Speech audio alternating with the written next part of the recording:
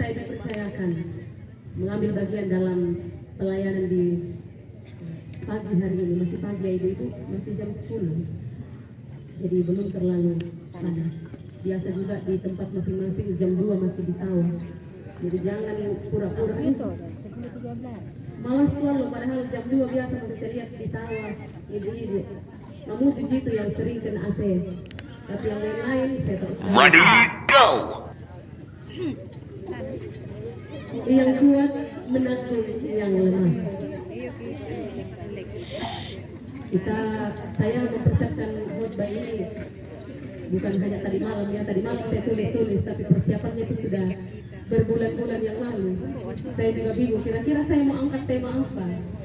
Karena kita ini ada di tengah-tengah kaum perempuan, kaum wanita, juga ada bapak-bapak yang boleh hadir ya. Dan biasanya itu kalau orang-orang kuat identik dengan laki-laki.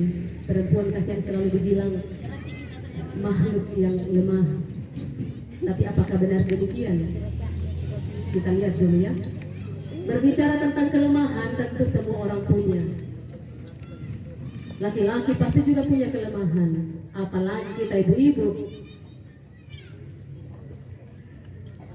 Yang secara umumnya saya perhatikan, khususnya dalam persiapan kita beberapa bulan dalam mempersiapkan diri hadir di kelas Semalimongan. Yang pertama itu kelemahannya ibu-ibu, maru mati pak tersinggung. Tersinggungan pasti ada toh dari semua kelas ini. Ibu Selvin, buka-buka itu sedangmu menani. Besok malam tidak datang itu Bu Selvin. Akan mengundurkan diri nih dari tim Parusara. Ada begitu ya? Ya begitulah ibu-ibu. Tapi pulang dari sini jangan suka tersinggung ibu-ibu. Ditegur demi kebaikan. Penyakitnya lagi ibu-ibu. Jujur siapa di sini yang datang persiapkan bajunya, kopornya dua minggu? Ya, saya memang kurang lebih 1 minggu saya siapkan saya punya baju. Cuci dulu kotor, gini cuci pakai tasku. Sudah itu dilipat baju dikasih masuk. Besok dibuka lagi tuh tas. Diperiksa lagi. Oh, tahu mereka kata warna merah. Salah bawa warna pakaian dalam kayak ini tidak cocok. Dibongkar lagi. Diperhatikan lagi satu-satu. Ada laki-laki datang sini 1 hari mempersiapkan sudah selesai. Memang kita kelemahan kayak ibu baru rempong. Dan masih banyak lagi kelemahan kita, tapi saya percaya bahwa walaupun kita perempuan punya banyak kelemahan, kita lah kaum yang paling dirindukan oleh laki-laki. Betul ya? Saya percaya bahwa suami-suami kita yang saat ini ada di kampung ibu-ibu, saya tidak bisa bayangkan bagaimana kasihan. Mau makan susah, namanya itu. Memang pasti susah. Saya pikir-pikir juga suami saya dari tadi ini share, aduh, saya mau makan ini susah, saya rindu. Belum lagi anak-anak. Pokoknya tanpa perempuan, memang kita harus membanggakan diri bahwa kehadiran perempuan ibu-ibu itu sangat dinantikan, dirindukan dan sangat membawa sebuah hal yang baru dalam kehidupan kita setiap hari.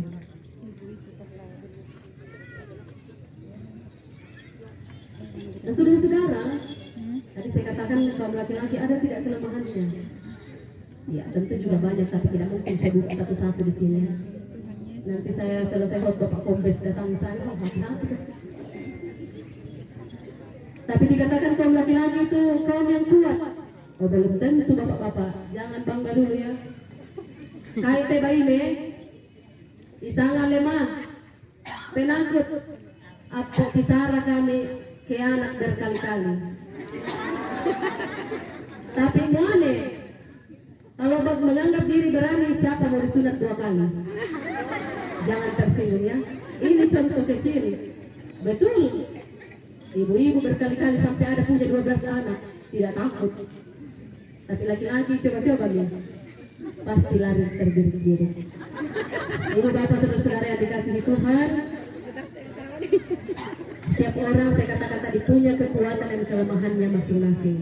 Tetapi kita sebagai satu persekutuan, diciptakan Allah laki-laki dan perempuan harus saling melengkapi satu dan yang lain. Kita juga hadir di sini, jujur sopirnya pasti laki-laki semua toh. Ya, karena tanpa laki-laki juga kita tidak bisa sampai di tempat ini. Kita juga bersyukur ada kaum laki-laki yang terus mendukung kita dari belakang.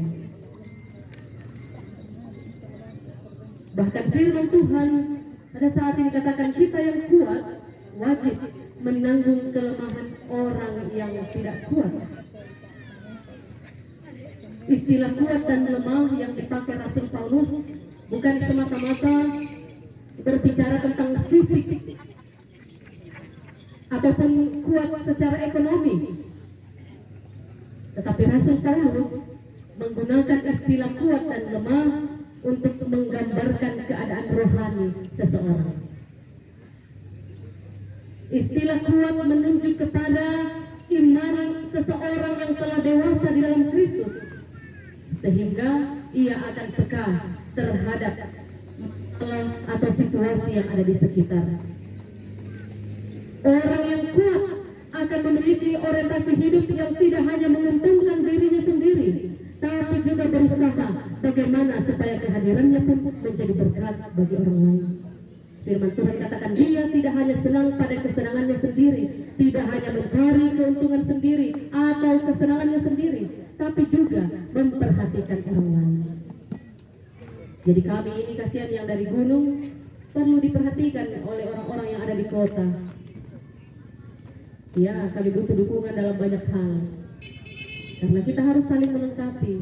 Klasis Loe punya kekuatannya juga.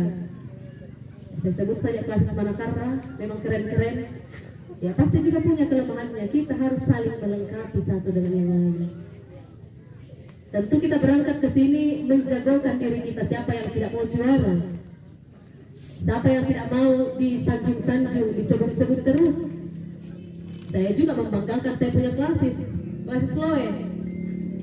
Tapi tentu kita sebagai satu persekutuan harus menanggung beban kita bersama-sama. Beban panitia di tempat ini, tuan rumah. Begitu banyak pengorbanan mereka. Makanya kita juga yang jadi tamu, jangan basuh. Dipanggil satu kali panitia ya, kumpul ki. Karena beban mereka juga mempersiapkan dan memikirkan bagaimana acara ini bisa selesai dengan baik. Kita semua senang, kita semua bersuka cita. Beban panitia, beban kita juga bersama. Beban saudara-saudara kita yang datang dari gunung. Beban juga saudara-saudara yang datang dari pesisir, dari kota, dan lain-lain sebagainya. Saling melengkapi satu dengan yang lain, Bapak Ibu Saudara. Supaya persekutuan kita ini akan terus maju, berkembang.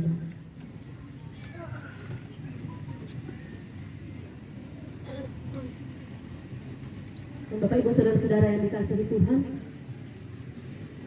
apa yang Tuhan inginkan dalam kehidupan kita, ayatnya yang kelima, semoga Allah yang adalah sumber ketekunan dan penghiburan mengaruniakan kerukunan kepada kamu sesuai dengan kehendak Kristus Yesus.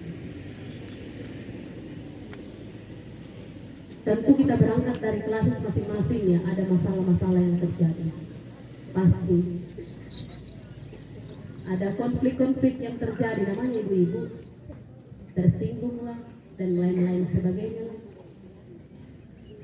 Tapi ketika kita hadir di tempat ini, seharusnya kerukunan itu bisa kita jaga.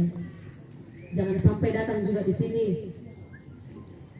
terpaksa, tidak baku omong dan lain-lain sebagainya.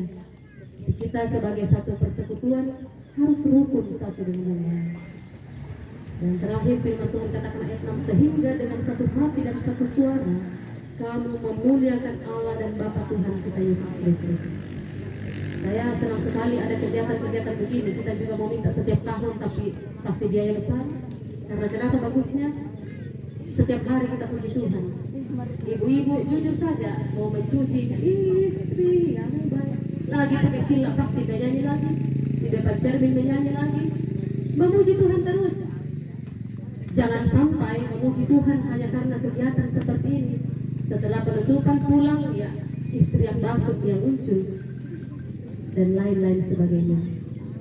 Teruslah dengan satu hati dan satu suara memuji Tuhan, bukan hanya pada momen-momen tertentu seperti saat ini, Tapi ketika kita kembali dalam kehidupan rumah tangga, dalam persekutuan, teruslah satu hati, satu suara untuk memuji dan memuliakan nama Tuhan.